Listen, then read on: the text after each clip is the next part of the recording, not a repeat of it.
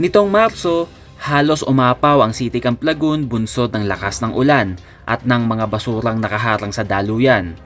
Ilang mga sasakyan din ang halos lumubog na dahil sa pagtaas ng tubig sa nasabing lagun.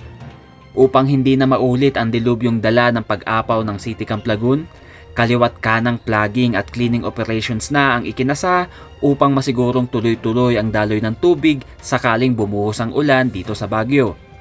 Layon din na isailalim sa rehabilitasyon ang City Camp Lagun para tugunan ang pagbaha sa nasabing lugar.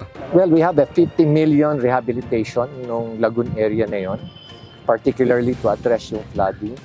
So nagkaroon na series of engagement sa mga stakeholders, sa mga residente.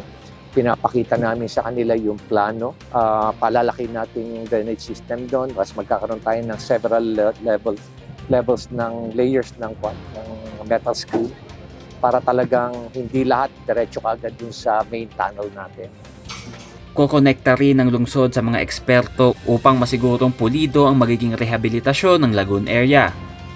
Gayunpaman, ang pinakamalaking tulong na magagawa ng mamamayan upang maiwasan ang dilubyong katulad nito ay ang pagbabawa sa konsumo ng mga produktong gawa sa single-use plastic o di naman kaya maging responsable sa pagtatapon ng sariling basura. Conan Gulapa para sa PIO Baguio Balita.